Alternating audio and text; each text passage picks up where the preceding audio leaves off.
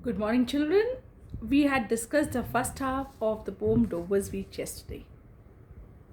Now I'm going to discuss one important aspect of this poem, that is the loss of faith. The question that can arise is, Dover's Beach brings about the loss of faith in the modern world. Justify your statement or discuss with a reference to the text.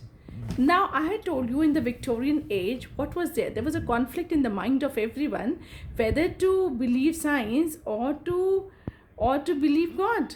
Neither we can accept the science, if we can accept science so easily, nor we can really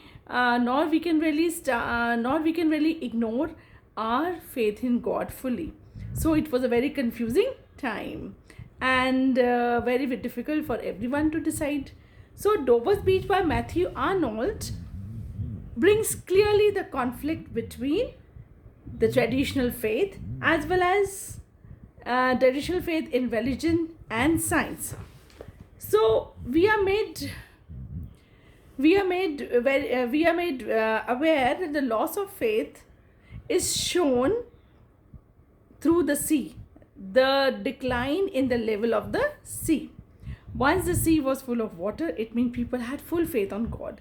And the way the level of sea was declining in the poem, this shows that our faith in God has started degrading, had started getting lesser and lesser.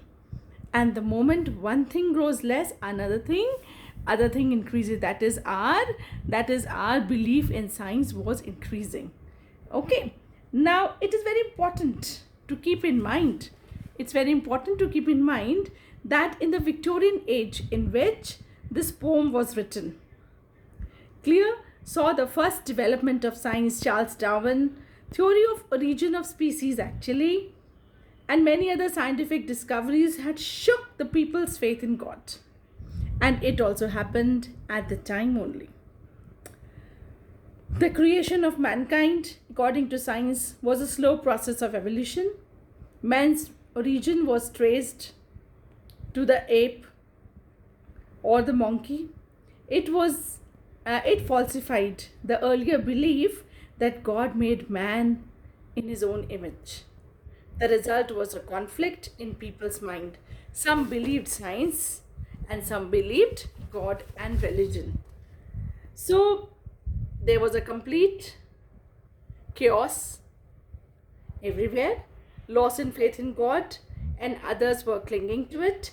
And there were many like Arnold who wavered in their faith. The poem Dover's Beach. In the poem Dover's Beach, Arnold gives expression to his conflict and the loss of traditional faith. The melancholy note of the sea in the sea as the waves come and strikes to the sea coast, and the water fills the sea coast, and when the water goes back, the waves go back, they leave the stones naked, striking with each other, and those rattling sound made by the stone is a sad sound. Maybe it is also predicting the condition of everybody's condition, the state of mind of everybody. Now, the melancholy note of the sea that the poet hears reminds of human misery, the unhappiness of the man he traces to his loss of religious faith. He recalls in the sad tone and reminds that it is not that he is only observing this. Many years ago, Sophocles, who was also a great philosopher, realized this emerge in science and the loss of faith in God. Once the whole world was full of strong religious belief, which is now declining and is fast declining actually. As faith declines, the harsh reality symbolized by the naked shingle leaves mankind sad and dejected.